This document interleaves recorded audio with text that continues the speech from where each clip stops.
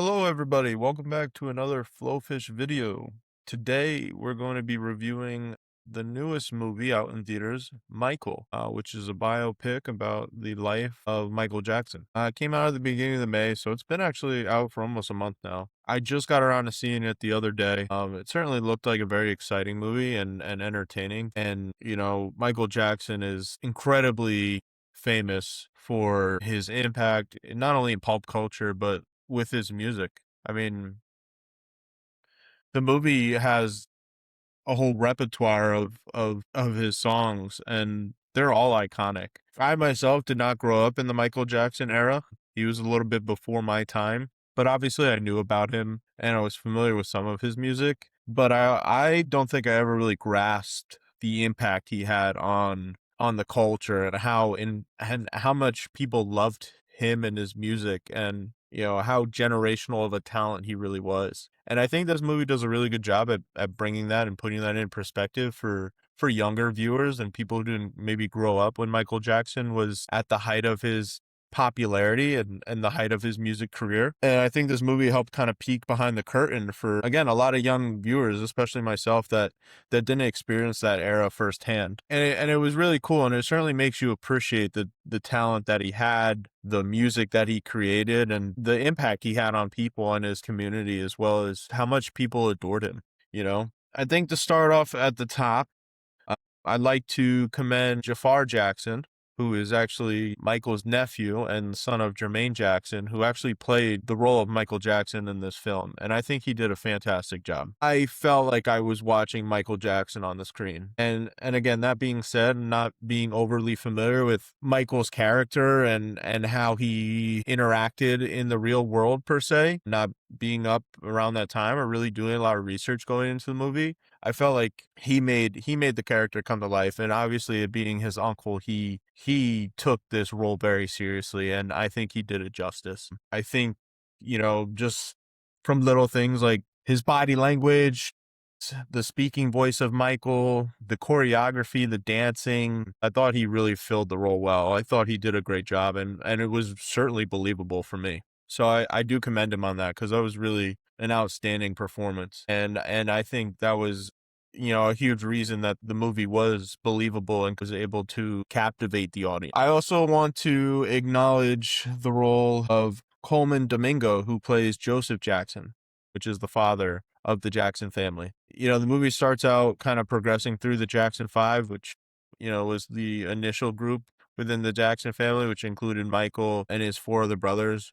I believe it was Jermaine, Tito, and there's two other brothers that I'm misremembering the name of at the time. But they were the Jackson Five. They grew up poor in Gary, Indiana. Their father was very keen on trying to help him and his family live a better life. He worked at the steel mill in Gary and obviously didn't enjoy his job very much and was very laborious. He didn't want his family to have that same life. We don't really get to see the inspiration of music for them, if Joseph was just a big music fan, or if the kids really, we don't get a sneak peek into that, where music became their hobby or their interest or their niche. But it just kind of jumps into that point, and they're playing and practicing, and Joseph is very hard on his sons to perfect their performances, their dance moves, their singing, in order to give them an opportunity to really build on this and potentially make it into something that they can profit from, and the family can live a luxurious, happy life. And that being said, his methods are pretty harsh. They're pretty brutal.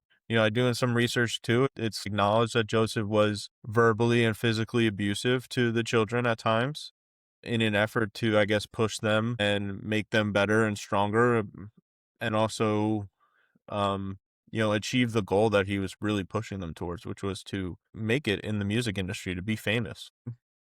And with that, I think a lot of credit has to go to Michael Jackson and his God-given talent of a singing voice and his dance moves and just his creative energy. And you really see that progress later on in the film, when he starts to kind of find his own identity and move out of the shadow of his father and the Jackson Five. But the actor who plays Joseph Jackson, I think, had a great performance as well. He certainly makes it believable, and it's easy to hate villains you see in movies and TV shows, but it certainly a lot of credit goes to the actors who play them because, they have to make it believable, right? They have to make you dislike them and hate them. And I do credit a lot to Mr. Domingo, because he certainly played that role well. He certainly, shouldered the burden of being an overbearing, controlling, manipulative father, and borderline abusive, with his own sort of internal justifications for why he's doing it, and how it was to help his family and make his family succeed. I think one of the other major notes in this movie is certainly the resume of music. The Jackson 5 have some very iconic songs, like the one that certainly sticks with me the most is ABC. That's certainly a song that almost anybody and everyone can recognize. And then the resume of some of the Michael Jackson solo albums that he put out. We see Billie Jean, we got Wanna Be Starting Something, Beat It, Thriller, Human Nature, and Bad. He just, obviously, he's an iconic, he's a legend. It really just feels like a musical performance. The songs are so captivating and they're so iconic and recognizable that you can't help but enjoy the music and feel your body kind of synchronize with the rhythm and the beat, because you know the song, you've heard the song and you're enjoying it, and then you're also seeing it on the screen. And he's doing the music video for Thriller, they're doing the choreography for Beat It. It's just, it really captivates you. It really does. And I think, overall, everybody involved in recreating those and putting it on the big screen did a fantastic job. It was incredibly entertaining to watch and just enjoyable and fun. It made it a fun experience and just really entertaining. Not growing up in that era and experiencing it in real time, take a time capsule back to this period of time when the Jackson 5 and Michael Jackson were, the biggest music stars in the United States, in the world, was pretty cool to see, and certainly helped you understand the impact that they had on the generation, on the people. That being said, I think one of my critiques is the plot of the movie. It's a biopicture movie, so obviously it's about Michael Jackson's life, and you understand that when you're following somebody's life, it's not necessarily as similar as if you're watching a fictional movie. In fiction, you have a starting, middle, and end point, and you're kind of breaking to that point. You're reaching that point. In a biopic, you're writing about somebody's life, and if we know anything, real life is certainly incredibly different than fiction. There's many twists and turns and bumps and corners and ups and downs, and it's not necessarily a linear progression or something that you can kind of tailor to how you want the story to start and end. You're trying to recreate the events that have taken place in somebody's life. So I understand that, and I'm understanding of that point. But again, it's also a movie, so you feel like you have to kind of align yourself with where you see this ending, or where is the movie going to go. This movie started with young Michael Jackson in the Jackson 5, how they get their start in the music career and progressing through that, and then kind of getting into the point where Michael is starting to outgrow the Jackson 5 and become more popular, and look to pursue his own creative vision and make his own songs and do his own album, and just kind of, what's the word I'm looking for here? Evolve into the pop star that he's incredibly known for, and evolve in creating the music that made him so popular and is so prominent with people my age, people who grow up around that time, even I want to say younger people now. You can listen to his songs and you'd have to recognize them, or even then, even if you don't recognize it, you could still enjoy the quality of the music because it's timeless. I was struggling to understand where we're going with this, not to spoil it, but it seemed like there was so much going on in Michael's life, or maybe they had so much footage that they actually turned this into a two-part movie. So it in a way, it kind of felt like it ended abruptly. But the idea being it ended in a transitional point in Michael's career. I'm curious to see where we're going with this. It really relied heavily on the musical performances and the choreography of the show, as opposed to focusing more on Michael as a character. I mean, obviously we see little tidbits throughout the movie, but I felt like that was very reserved or very restricted. It really focused on the music and the choreography, which is something we all want to see, right? I felt like we didn't always get to see from Michael's perspective, like how we built up to that point, or, where was some of the influence into some of these productions. It was just more so, the song, here's the performance, here's the choreography on the big screen, and you enjoy it. It's entertaining. Again, where's the story here, right? I mean, I think the biggest part of the story that you really experience is the conflict between Michael and his father. And obviously that climaxes up to a certain point. But even then, like we don't get to experience much of the other brothers. They're just kind of background characters. And even then they don't it doesn't seem like they really interact with Michael too much. We do get to see Michael's relationship with his mother and how important that was to her, and you know how protective of him she was and understanding. But even then, that never felt like it really fleshed into anything. It always felt, I don't want to say surface level, but it never evolved beyond just an expected love for her child. Like there was never any deep, there was one deep conversation towards the end of the first part. But even then, they never really explored it. It was just sort of, it built to that point and then it was kind of brushed over. So seeing some of that, I think would have been important and really helped humanize Michael. But I still think he was missing something, you know? I think it was very memorial or monumental to who he is and everything he stood for and, you know, just kind of the pedestal he's on, which is respective. Not that he doesn't deserve this treatment, but just more so like, again, he's character in the movie.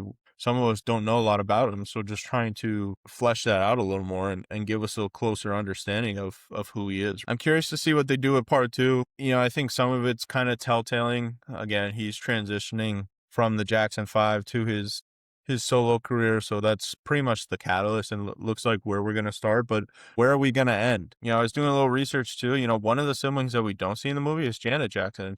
She's Michael's youngest sister, and she wasn't mentioned or shown in the movie at all. At one point she was very young, but even when he was older and going through that transition period, we don't really hear much or see much of her. So I thought that was interesting.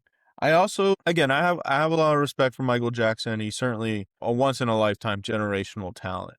But I also know there's a lot of controversy around him about some different things. And I'm not going to dive into it because that's not my focus. But, you know, I also would have thought in a biopicture too that some of these things might have been explored or at least discussed. The movie was produced by his own production company and his family. So they want to protect him and his image. And I respect that. But again, humans are flawed. We make mistakes and things happen. Or even then, people say things about us that maybe aren't even true. And I think maybe an objective or an unbiased perspective on these things, or at least acknowledging them, is important, you know, to feeling a greater story, or at least telling an accurate depiction of the life events or the things that happened in his life. Again, I'm not saying I believe any of these allegations or rumors or even know much about them per se, but I do know there was some controversy about Michael Jackson about some different things in his life. And I think exploring some of that might help not make him more flawed, but make him more human, because again, as humans, we are flawed, right?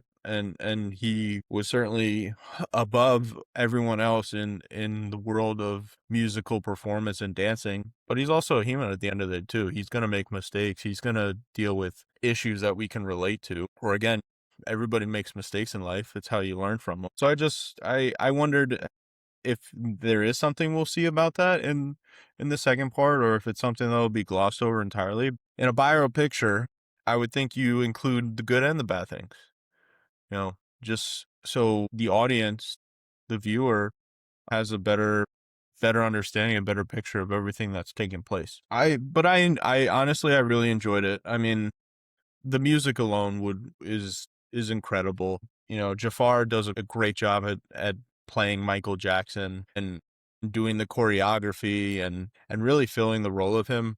I do wonder if he did the vocals.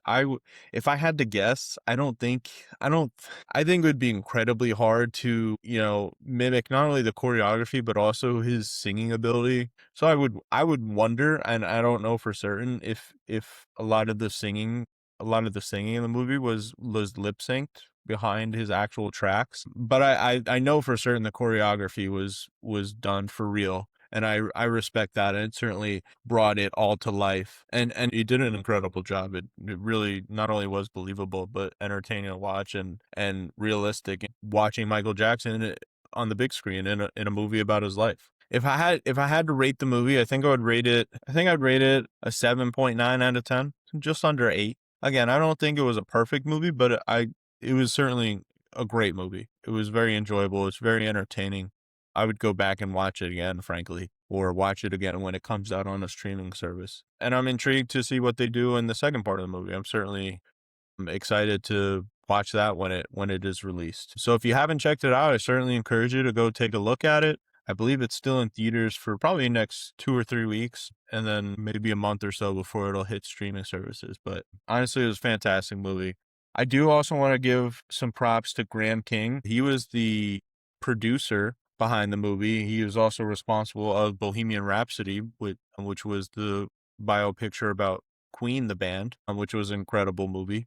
And then also the director, Antoine Fuqua. If I'm messing that up, forgive me. I think the direction that he took the movie and the way he directed it was really well done as well. So a lot of respect to the masterminds behind the direction of the movie and producing of it all. I hope that gives you all an insight into the movie and gives you an idea of what to expect if you haven't seen it, and maybe you share some of my similar opinions. Maybe you totally disagree. I'm happy to hear your thoughts, and I look forward to reading some of them. Thanks again for joining me for another video, guys. I'll see you in the next one.